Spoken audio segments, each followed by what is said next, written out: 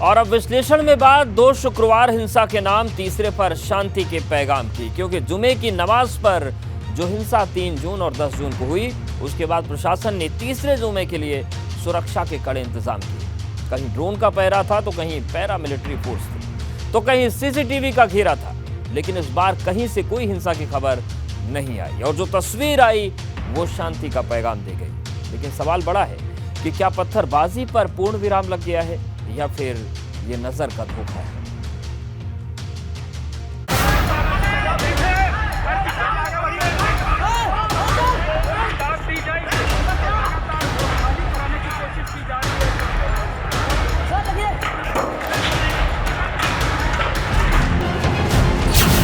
सात दिन में बदल गई फिजा, 10 जून को हुई थी हिंसा।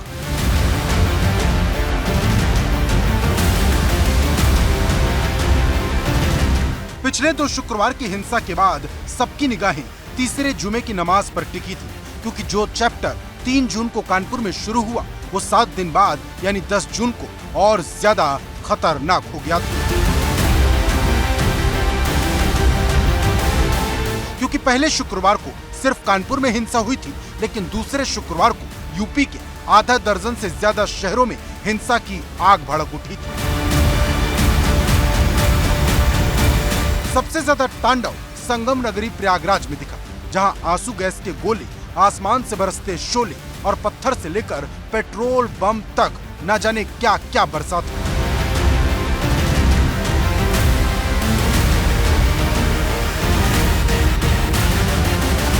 ऐसे में डर था कि तीसरे शुक्रवार को यानी तीसरे जुमे को क्या होगा, क्योंकि प्रशासन ने हर अनहोनी से निपटने की तैयारी कर ली थी। आसमान से ड्रोन का पहरा लगा दिया था, सड़कों पर पुलिस की गश्त थी, चौराहों पर अर्धसैनिक बल और सीसीटीवी फुटेज से हर घटते पल की निगरानी रखी जा रही थी, जिसका असर ये हुआ कि 7 दिन पहले जो पत्थर शूल बनकर गिर रहे थे वो फूल बन गए। राजधानी लखनऊ में टीले वाली मस्जिद के बाहर प्रशासन ने नमाजियों का स्वागत गुलाब का फूल देकर किया, तो उनके चेहरे खिल उठे और बिना किसी हिंसा के जुमे की नमाज अता की गई। पुलिस कमिश्नरेट के सारे अधिकारी मौजूद हैं, स्पेशल पुलिस ऑफिसर मौजूद हैं, नागरिक सुरक्षा की टीम मौजूद है, जो शांति समितियां हैं उनके लोग यहां पर मौजूद हैं और सभी की कोशिश ये है कि जो पिछले 2 जुमा के दौरान जो तनाव रहा है, कानपुर से शुरू होकर प्रयागराज और पश्चिमी उत्तर प्रदेश के तमाम जनपदों में तनाव के हालात देखने को मिले, हिंसा देखने को मिली, उपद्रव देखने को मिला, पत्थरबाजी देखने को मिली। यहाँ पर कोशिश की जा रही है कि ऐसी घटना की पुनरावृत्ति दोबारा ना हो। पिछली बार जब हिंसा हुई तो सबसे ज्यादा जख्म प्रयागराज के हिस्से आए थे, इसलिए सबसे ज्यादा सुरक्षा का घेरा प्रयागराज में ही था, जहां हिंसाग्रस्त और संवेदनशील इलाकों को छावनी में तब्दील कर दिया गया। लेकिन कहीं कोई बवाल नहीं हुआ। जुमे की नमाज शुरू होने से लेकर खत्म होने तक एकदम शांति बनी रही। उसके बाद से इस बार जुमा के दिन कई गुना यानी कि 15 से 16 गुना पुलिस, पीएसी और पैरामिलिट्री बल लगाया गया।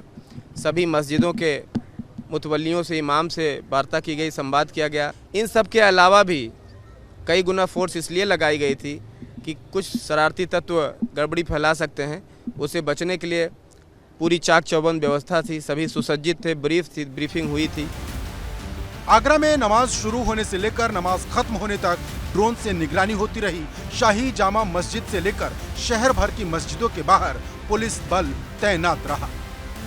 देखिए, आज यहाँ पर आप सब लोगों ने देखा कि जुम्मे की नमाज बहुत शांतिपूर्ण ढंग से संपन्न हुई है और सब लोग अपने अमन चैन से अपने घर को जा रहे हैं। और हमें यही संदेश देना था कि जो चंद खुरापाती लोग हैं, जो माहौल ख़राब करना चाहते हैं, बेमनस्ता फैलाना चाहते हैं, उनके बहकावे में कोई ना आए और अपना शांति के साथ अपनी नमाज अदा करें, घर जाएं।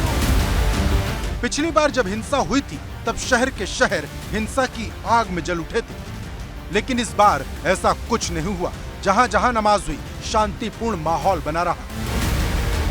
मेरी न सिर्फ मुसलमान भाइयों बल्कि सारी जनता से बड़े अदब से गुजारिश है कि कल जुमे के दिन बाज़ार खुला रखें और जुमे की नमाज अदा करने के बाद सब लोग अपने अपने घरों को वापस जाएं।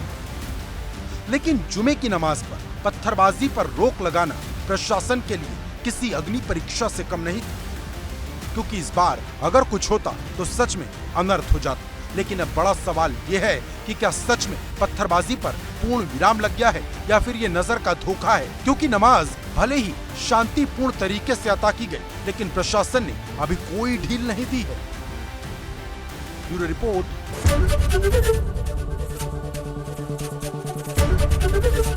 एबीपी गंगा, खबर आपकी, जुबान आपकी।